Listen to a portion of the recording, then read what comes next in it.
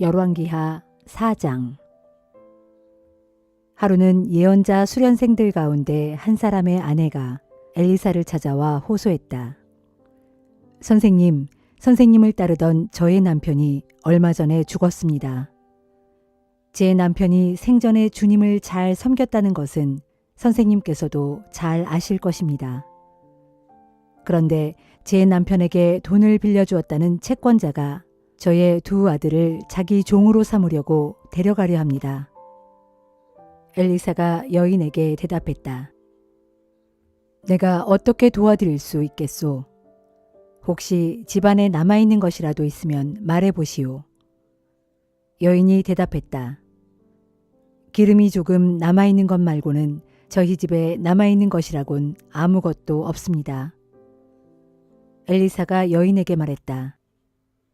가서 이웃 사람들에게 빈 그릇을 빌려오시오. 되도록이면 많이 빌려오시오.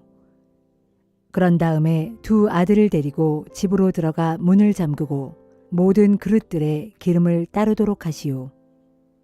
한 그릇이 가득 차면 다른 그릇에 따라 부으시오. 그 여인은 집으로 돌아가 이웃 사람들에게 빈 그릇을 많이 빌린 후 엘리사가 시킨 대로 두 아들과 함께 집으로 들어가 문을 걸어 잠갔다. 아들들이 빈 그릇을 갖다 놓으면 여인은 계속해서 그 빈 그릇에 기름을 부었다.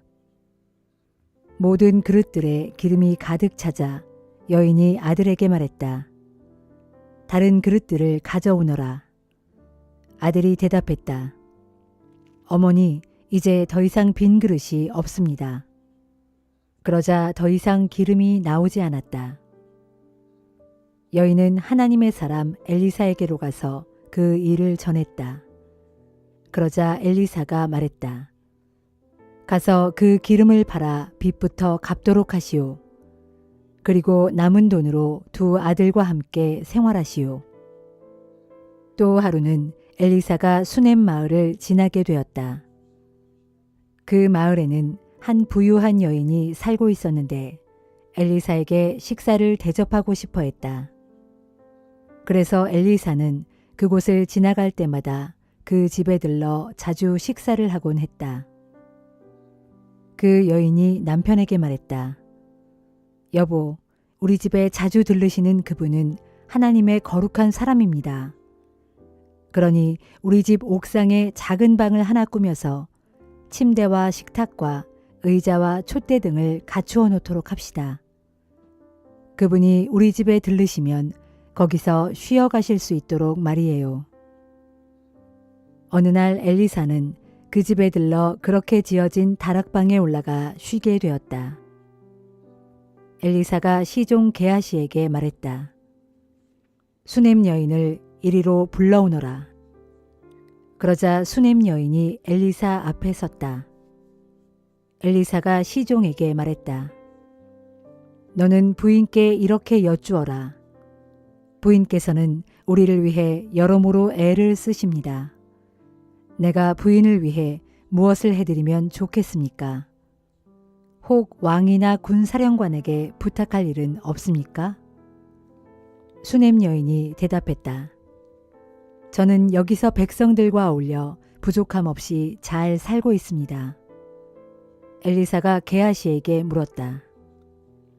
내가 이 여인을 위해 할 수 있는 일이 뭐 없겠느냐? 게하시가 대답했다. 제가 알기로는 이 부인에게는 아들이 없고 남편은 이미 늙었습니다. 엘리사가 게하시에게 말했다. 알았다. 부인을 다시 이리로 모셔오너라. 수넴 여인이 다시 올라와서 엘리사의 방문 앞에 섰다. 엘리사가 말했다. 내년 이맘때쯤이면 부인께서는 아들을 품에 안고 계실 것이요. 그러자 여인이 말했다. 그럴 리가요. 하나님의 사람께서 어찌 저 같은 사람을 놀리시는 것입니까? 당치 않으신 말씀입니다. 그러나 놀랍게도 수넴 여인은 과연 임신을 하였고 1년 뒤에 아들을 낳았다. 엘리사가 말한 그대로였다. 그 아이가 제법 자란 어느 날 아이가 추수를 하고 있는 아버지에게로 갔다. 그런데 아이가 갑자기 아이고 머리 아파, 아이고 머리 아파 하면서 소리를 질러댔다. 그러자 아버지가 하인에게 일렀다. 아이를 얼른 어머니에게 데려다 주어라. 하인이 아이를 안고 달려가 어머니에게 안겨주었다. 하지만 아이는 점심때까지 제 어머니의 품에 안겨 있다가 그만 죽고 말았다. 수냄 여인은 아이를 안고 다락방으로 올라가서 하나님의 사람의 침상 위에 뉘어놓고 문을 닫았다. 그리고는 급히 바깥으로 나갔다. 여인은 자기 남편을 불러 말했다. 어서 하인 한 사람과 나귀 한 마리를 보내주세요. 제가 급히 하나님의 사람에게 다녀와야겠습니다. 남편이 물었다. 어째서 오늘 가려고 하시오? 오늘은 초하루도 아니고 안식일도 아니지 않소. 여인이 대답했다. 걱정하지 마세요. 다 잘 될 거예요. 여인은 나귀의 안장을 얹고 하인에게 말했다. 내가 멈추라고 말하기 전까지는 조금도 늦추지 말고 힘껏 나귀를 몰아다오. 여인은 마을을 출발하여 갈멜산에 있는 하나님의 사람 엘리사에게로 갔다. 엘리사는 멀리서 여인을 보고 시종 게하시에게 말했다. 저기 수냄 여인이 오고 있구나. 너는 빨리 달려나가서 여인에게 모두 잘 계시느냐고 인사를 여쭈어라. 남편과 아이가 별거 없이 다 건강한지 물어보아라. 게하시가 달려나가 문안을 여쭙자 여인이 대답했다. 모두 잘 있습니다. 마침내 여인이 엘리사에게 이르자 그녀는 엘리사의 두 발을 꼭 붙들었다. 게하시가 놀라 그녀를 떼어놓으려고 달려들자 하나님의 사람이 말했다. 그냥 두어라. 부인의 마음이 무척 괴로운 듯하구나. 하지만 주께서는 왜 그런지 나에게 말씀을 해주시지 않는구나. 조금 후 여인이 탄식하며 말했다. 예언자님, 제가 언제 아들을 낳고 싶다고 부탁하던가요? 저는 오히려 저를 놀리지 마십시오 하고 말하지 않았습니까? 엘리사가 여인의 말을 알아듣고 게하시에게 일렀다. 너는 허리띠를 단단히 메고 내 지팡이를 손에 쥐고 힘껏 달려가거라. 가는 도중에 누구를 만나더라도 인사하지 말고 누가 인사하더라도 받지 말아라. 그 집에 가서 내 지팡이를 그 아이의 얼굴 위에 놓아두어라. 그러나 아이의 어머니가 말했다. 주께서 확실히 살아계시고 예언자님이 확실히 살아계심을 두고 맹세합니다. 예언자님께서 함께 가시지 않으면 저도 움직이지 않겠습니다. 그래서 엘리사는 여인과 함께 갔다. 게하시가 먼저 달려가서 엘리사의 지팡이를 아이의 얼굴 위에 올려놓았으나 아이에게 아무런 반응이 없었다. 그래서 게하시가 엘리사에게로 와서 말했다. 아이가 깨어나지 않습니다. 엘리사가 도착하여 보니 아이가 죽은 채로 자기 침상 위에 뉘어 있었다. 엘리사는 혼자 방으로 들어가 문을 닫았다. 방 안에는 아이와 엘리사 뿐이었다. 엘리사가 주께 기도를 드렸다. 그런 다음 엘리사는 침상 위로 올라가서 아이의 몸 위로 엎드려 자기 입을 아이의 입에 맞대고 자기 두 눈과 두 손도 아이의 두 눈과 두 손에 맞대었다. 엘리사가 한참 동안 그렇게 아이와 몸을 맞대고 엎드려 있자 아이의 몸에 점차 온기가 돌기 시작했다. 엘리사는 침상에서 몸을 일으켜 방안을 이리저리 거닐다가 다시 침상으로 가서 다시 한번 아이의 몸 위에 엎드렸다. 그러자 아이가 7번 재채기를 하고는 눈을 떴다. 엘리사가 시종 게하시를 불러 말했다. 아이의 어머니를 불러오너라. 여인이 들어오자 엘리사가 말했다. 아이가 깨어났소. 아들을 데려가시오. 여인은 방 안으로 들어와 엘리사의 발 앞에 얼굴을 대고 땅에 엎드려 큰 절을 한 다음 기뻐하며 자기 아들을 안고 나갔다. 엘리사는 길갈로 돌아왔다. 당시 이스라엘 땅에는 흉년이 심했다. 예언자 수련생들이 엘리사와 함께 있는 중에 엘리사가 시종에게 말했다. 너는 큰 솥을 걸고 이 수련생들이 먹을 국을 끓이도록 하여라. 수련생들 중 한 명이 나무를 캐려고 들판에 나갔다가 들포도 덩굴을 보았다. 그 수련생은 그 덩굴을 뜯어 옷자락에 쌓아안고 돌아왔다.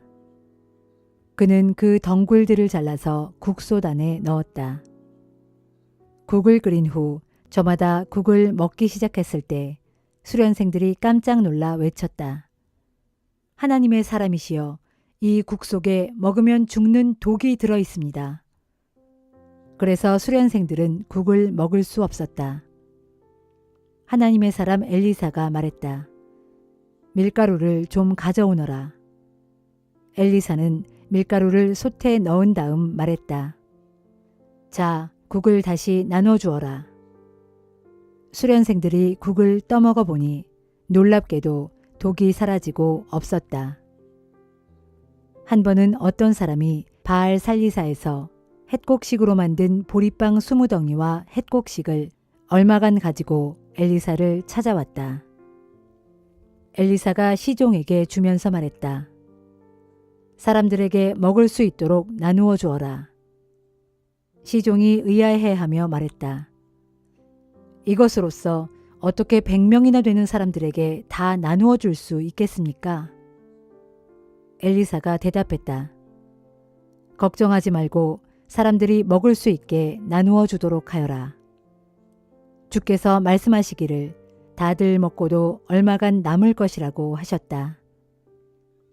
시종이 시킨 대로 그 음식을 사람들에게 나누어 주자 100명의 사람들이 충분히 먹고도 얼마간의 음식이 남았다.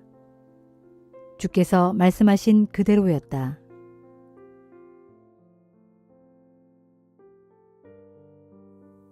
디모데전서 1장.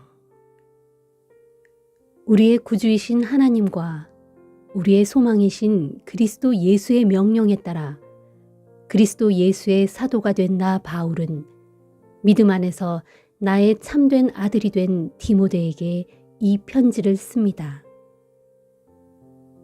하나님 아버지와 그리스도 예수 우리 주께서 베푸시는 은혜와 자비와 평강이 그대와 함께하기를 빕니다.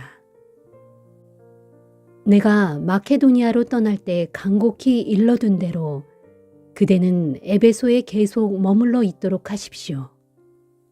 그 까닭은 그대가 에베소에 있으면서 아무라도 다른 교훈을 가르치지 못하도록 명령하고 또한 교인들로 하여금 헛된 신화와 밑도 끝도 없는 족보 이야기에 마음을 빼앗기는 일이 없도록 지도하게 하려는 것입니다.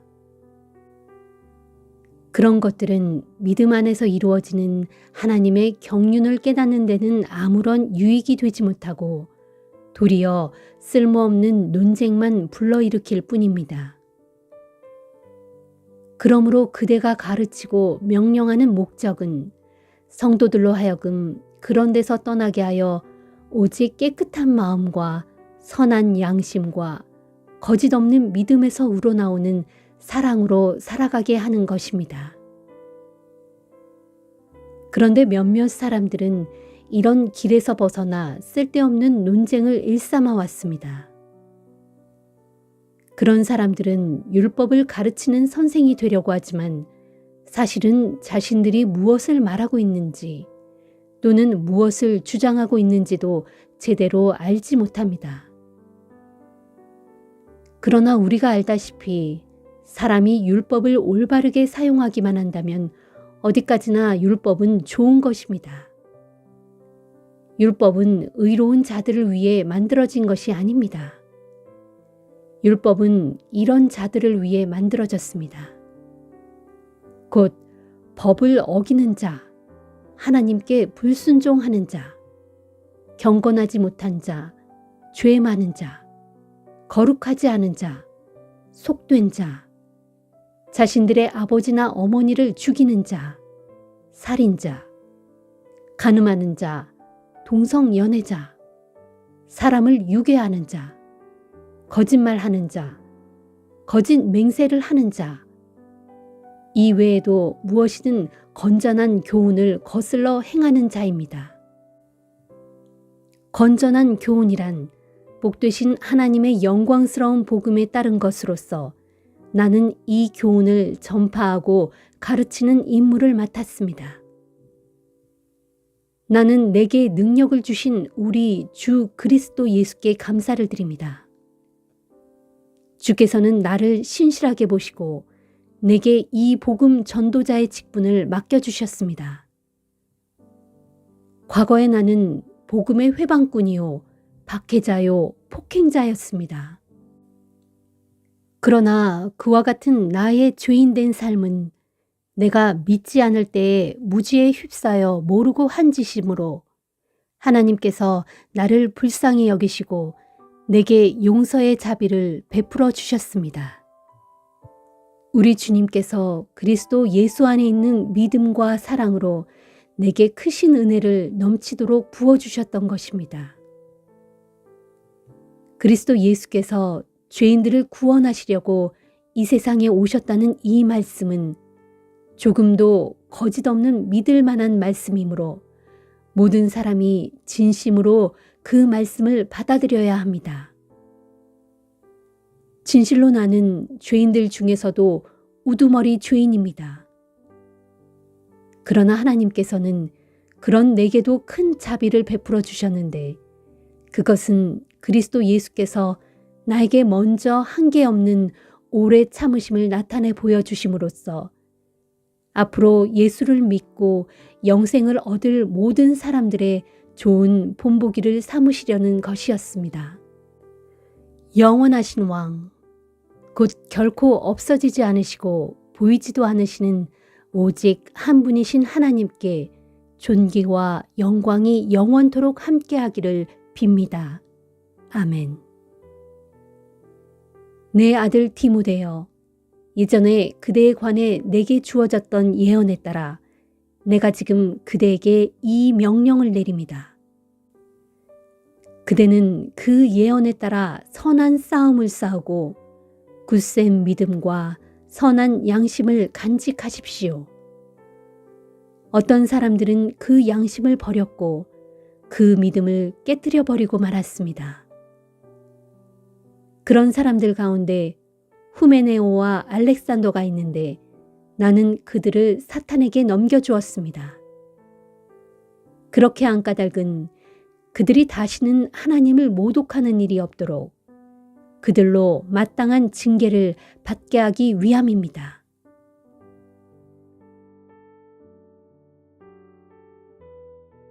다니엘 8장. 바빌로니아 왕 벨사살이 나라를 다스린 지 3년째 되던 해, 나 다니엘은 처음 본 환상 이후에 두 번째로 환상을 보았다. 내가 두 번째로 환상을 보았는데 환상 속에서 나는 엘람 지방의 수산성에 있는 을레 강가에 서 있었다. 그때 내가 눈을 들어 바라보니 그 강가에는 뿔이 2개 돋아나 있는 순양 한 마리가 서 있었다. 그 순양의 두 뿔은 다 길었지만 한 뿔이 다른 뿔보다 더 길었고 더 긴 뿔이 나중에 돋아난 것이었다. 내가 또 보니까 그 순양이 자기 뿔로 서쪽과 북쪽과 남쪽을 마구 들이받고 있는데 어떤 짐승도 그 순양을 당해낼 수 없었고 어느 누구도 그 순양에게서 희생자들을 구해낼 수 없었다. 그러므로 그 순양은 제멋대로 행동하였고 그 힘이 점점 더 강해졌다. 이것이 도대체 무엇을 뜻하는지 깨달으려고 내가 생각에 잠겨 있을 때 갑자기 서쪽에서 순념소 한 마리가 나타나더니 온 땅을 마구 누비며 두루 돌아다니는데 어찌나 빨리 달리는지 그 두 발이 땅에 닿지 않을 정도였다. 그 순념소의 두 눈 사이에는 눈에 띄게 큰 뿔 하나가 우뚝 솟아 있었다. 그런데 그 순념소는 내가 앞서 보았던 그 순양, 곧 강가에 서 있던 두 뿔 가진 그 순양에게로 방향을 틀더니 크게 성난 모습으로 그 순양을 향해 세차게 달려갔다. 그리고 내가 보니 그 순염소가 마침내 그 순양에게 가까이 이르러 더욱 성을 내며 그 순양을 세게 들이받으니 그 순양의 머리에 난 두 뿔이 그만 부러지고 말았다. 그러나 그 순양에게는 그 순염소에 맞서 싸울 만한 힘이 없었다. 그러므로 그 순염소가 그 순양을 땅에 내던지고 마구 짓밟았지만 아무도 그 순양을 그 순염소의 손에서 건져낼 자가 없었다. 이후 그 순염소는 점점 기세가 등등해져 그 힘이 강해질 대로 더욱 강해졌다. 그런데 바로 그때에 그 순염소의 큰 뿔, 곧 그 순염소의 두 눈 사이에 있는 아주 큰 뿔이 그만 뚝 부러지고 말았다. 그러자 그 큰 뿔이 부러진 자리에 또 다른 4개의 뚜렷한 뿔이 서로 다른 4방향으로 돋아났다. 그 4개의 뿔 가운데 한 개의 뿔에서 또다시 작은 뿔 하나가 돋아나더니 남쪽과 동쪽을 향하여 그리고 영광스러운 땅이 있는 쪽을 향하여 아주 크게 뻗어나갔다. 그 뿔은 점점 더 강력해져 하늘 군대에 미칠 만큼 강대해지더니 마침내 하늘 군대와 별 가운데 얼마를 땅에 떨어뜨리고 짓밟았다. 그 후에 그 뿔은 자신을 스스로 높여 하늘 군대의 주인에게 대적하여 그분께 날마다 드리는 제사를 없애버리고 그분의 성전마저 헐어버렸다.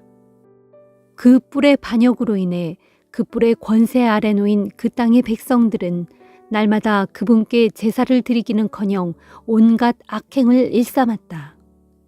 이처럼 그 뿔은 진리를 땅에 내던지고 제 멋대로 행하였다. 그런 가운데서도 그 뿔이 하는 일은 모두 잘 되었다. 그때 내가 들으니 어떤 거룩한 천사가 말하고 있는데 또 다른 거룩한 천사가 그 말하고 있는 천사에게 이렇게 물었다. 이 환상 속에 나타난 악한 일들이 언제까지 계속되는 것인가? 매일 드리는 제사를 못 드리게 하고 멸망에 이르는 죄악을 저지르며 성전이 헐리고 하나님의 백성이 짓밟히는 이 같은 악한 일들이 언제까지 계속되는 것인가? 그러자 다른 천사가 내게 말했다. 그런 악한 일들이 밤낮 2300일 동안 계속될 것인데 그때가 지나야 성전이 복구되어 깨끗해질 것이다. 나 다니엘이 이 같은 환상을 보고서 그 환상이 무엇을 뜻하는지 알고 싶어 할 때에 내 앞에 사람처럼 생긴 어떤 존재가 서 있었다. 그때 나는 을레강의 두 언덕 사이에서 어떤 사람이 큰 소리로 이렇게 외치는 소리를 들을 수 있었다. 가브리엘아, 그 사람이 본 환상이 무엇을 뜻하는지 그에게 설명해 주어 그로 깨닫게 하여라. 그러자 가브리엘 천사는 내가 서 있는 곳으로 다가왔는데 그가 내 곁으로 다가올 때 나는 너무나 두려워서 얼굴을 땅에 대고 땅바닥에 납작 엎드렸다. 그가 입을 열었다. 사람아, 너는 깨달아 알아라. 내가 본 환상은 이 세상의 끝날에 관한 것이다. 그가 내게 말할 때 나는 의식을 잃고 얼굴을 땅바닥에 댄 채 그대로 쓰러져 있었다. 그러자 그가 나를 어루만지면서 일으켜 세운 뒤 말을 계속 이었다.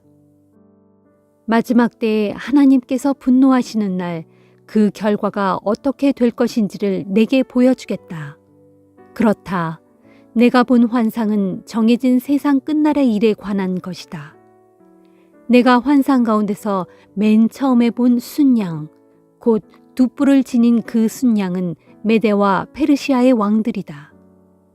그 후에 나타난 털 많은 순염소는 곧 헬라 왕이고 그 순염소의 두 눈 사이에 돋아난 아주 큰 뿔은 곧 헬라의 첫 번째 왕을 가리킨다. 그 큰 뿔이 부러지고 그 대신에 돋아난 4개의 뿔은 4왕국을 가리키는데 그것은 곧 헬라가 4개의 나라로 분열된다는 것을 뜻한다. 하지만 그 4나라의 권세는 첫 번째 왕이 다스리던 나라의 권세보다 강하지 못할 것이다. 그 내 나라의 때가 거의 끝나가면서 타락하는 사람들이 많아져 그 땅에 죄악이 가득할 즈음에 한 왕이 일어날 것인데 그 왕은 아주 뻔뻔하고 흉계를 잘 꾸미는 악한 왕이다. 그 악한 왕은 점점 힘이 강해질 것인데 스스로의 힘으로 강해지는 것이 아니고 다른 사람의 힘을 빌려서 강해질 것이다. 그리하여 강한 권세를 지니게 된 그 악한 왕은 무시무시한 파괴 행위를 서슴지 않고 자행할 것이고 제멋대로 행동할 것인데 하는 일마다 다 잘 될 것이다. 특히 그는 힘이 강한 정적들을 여지없이 짓밟을 것이고 거룩한 하나님의 백성들을 가차없이 파멸시킬 것이다. 그는 교활한 꾀를 자주 베풀어 온갖 흉계로 남을 속임으로써 제 뜻을 이룰 것이고 스스로를 크게 높여 마음의 교만을 잔뜩 품은 채 의기양양할 것이다. 또 그는 평화로운 때를 틈타서 많은 사람들을 죽이겠고 마침내는 만왕의 왕이신 하나님께 대항하여 일어설 것이다. 그러나 그는 어느 순간에 깨어져 죽고 말 것이니 사람의 손 하나 닿지 않고서도 스스로 멸망하고 말 것이다. 그렇다. 내가 본 그대로 악한 날들이 밤낮 2300일 동안 계속된다는 환상은 분명히 일어날 일이다. 그렇지만 그 일들은 먼 훗날의 일이니 너는 이 환상의 비밀을 내 마음속에 잘 간직해 두어라. 그러므로 나 다니엘은 이 같은 환상을 경험하고서 너무나 충격을 받아 정신을 잃고 여러 날 동안 몸져 누워 있었다.